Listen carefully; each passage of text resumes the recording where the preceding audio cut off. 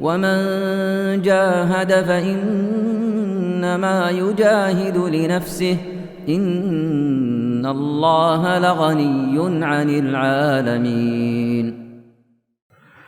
Apabila kita berada di masjid yang melakukan kunut subuh dan duduk tawarruk, apakah kita harus ikut kunut dan duduk tawarruk? Saya enggak mengharuskan ya, saya enggak bilang tidak, saya enggak bilang wajib. Tapi seorang itu dia jangan menyelisihi orang-orang. Iya, saya sudah sebutkan tadi dari para ulama yang memberi fatwa boleh ikut kunut. Syekhul Islam Ibnu Taimiyah di masa sekarang. Yang saya tanya langsung ke mereka, Syekh Shalih Fauzan, mungkin saya lebih 3 kali dengar dari beliau itu. Kemudian dari Syekh Rabi', ya, dan sejumlah ulama yang lain. Itu semuanya membolehkan. Duduk tawarruk itu bukan kewajiban sholat, itu hal yang disunnahkan. Hal yang disunnahkan. Sesuatu yang disunnahkan itu, kalau dilakukan bisa membawakan keributan, maka yang disunnahkan ini boleh ditinggalkan. Itu enggak ada masalah. Boleh ditinggalkan. Dia lakukan yang tidak afdal untuk mencapai sebuah maslahat yang besar. Dan itu enggak ada masalah. Itu berjalan sesuai dengan apa? Kaidah syariat. Tapi ingat ya bahwa kadang-kadang itu orang juga perlu diajari. Perlu diajari. Kadang-kadang dia begini. Tapi kebanyakan waktu dia ikut orang misalnya. Dia tidak selisih orang. Tapi kadang dia tampilkan sunnah. Enggak ada masalah. Itu cara bijaksana. Dia ajari orang.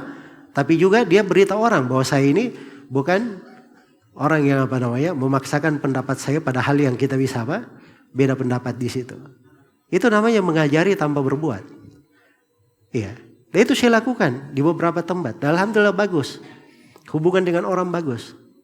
Enggak ada ribut-ribut. Iya. Enggak ada ribut-ribut. Karena ada sebagian ikhwan di sini yang saya pernah isi talim di tempatnya 20 tahun yang lalu. Asalnya dzikir berjamaah. Imamnya selepas sholat dzikirnya keras, berdoa sama-sama. Saya cuma baca kitab Riyadhus Shalihin. Nggak ada saya singgung mereka, saya cuma singgung keikhlasan mengikuti sunnah Nabi SAW. Ikhlas mengikuti sunnah Nabi bab-bab pertama. Beberapa pekan setelahnya itu pengajian, imamnya habis sholat, langsung jingkir sendiri. Nggak ada lagi dia ini. Setelah itu sholat langsung pergi ini. Padahal itu kita tidak bilang gitu. Itu mengajari sunnah itu tidak mesti datang orang. Tidak boleh itu. Langsung ribut orang satu kampung. Ya itu saya sudah kapok ya. Kadang bawa sebagian orang saya sangka bijaksana. Ya suruh isi ceramah di tempat masjid teman-teman. Habis ceramah, dianya nggak bisa masuk, kita juga nggak bisa masuk gara-gara dia. Nah, ini yang kayak ginian ini yang model-model pendekar ini yang repot ini. Ya sekali lagi kita perlu merahmati diri kita, merahmati saudara-saudara kita, merahmati umat kita ini. Banyak orang itu kasihan, dia belum belajar, belum tahu ilmu. Tiba-tiba antum datang ilmunya saja sudah berat orang terima. Ditambah lagi gaya penyampaiannya bukan berat, super berat. Ya. Ini tidak benar ya seperti itu, ikhwan fillah. Ya, kita harus sunnah ini indah kalau orang mengetahui ya. Ya, akan senang orang-orang belajar itu. Ya, dan alhamdulillah orang-orang yang belajar sunnah itu semakin bagus, semakin banyak kecintaan. Ya, dan saya tahu dari semenjak dahulu orang-orang yang menyelisih sunnah dari kelompok-kelompok yang menyimpang. Apa saya kelompok yang menyimpang? Itu dia selalu bilang salafi itu saya akui ilmunya. Tapi katanya salafi terlalu keras. Itu kerasnya itu dia dapat dari mana? Itu yang menjadi masalah. Ya, ada lagi yang bahasanya salafi senang dia kafirkan orang. Ini saya lihat modelnya, oh ya, ini gayanya dia ini, kalau ada yang menyelisih dia, maknanya orang ini musuhnya. Kalau musuhnya berarti dia mengkafirkan saya. Itu kan kaidah dia sendiri, di kepalanya aja dia hidup. Gitu. Ya. Itu ada yang kayak gituan. Makanya hal-hal yang seperti ini di tengah manusia, kita itu jangan menjadi sebab orang semakin jauh dari apa? Sunnah.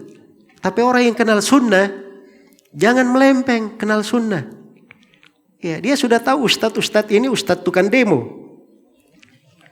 Hadir juga di tempat ustadz tukang demo ini.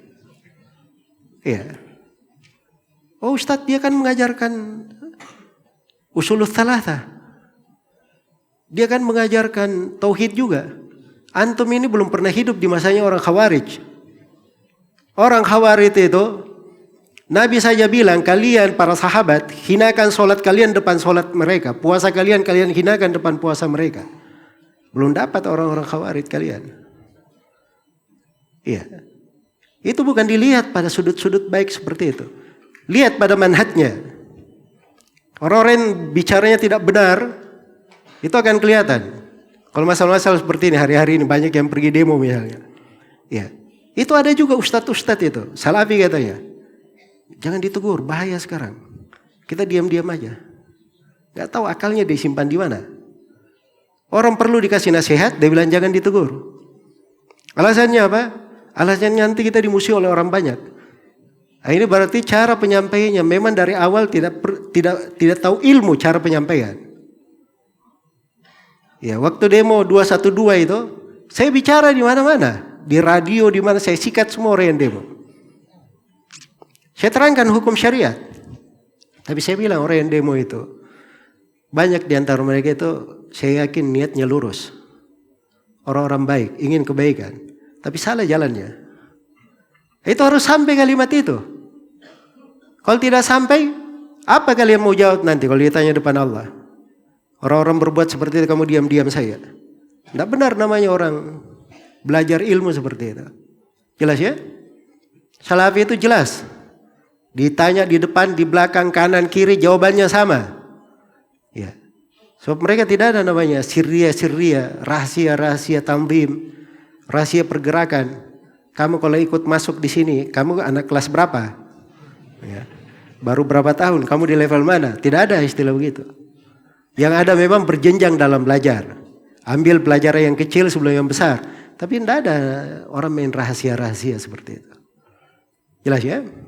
Baik, wallahu ta'ala alam.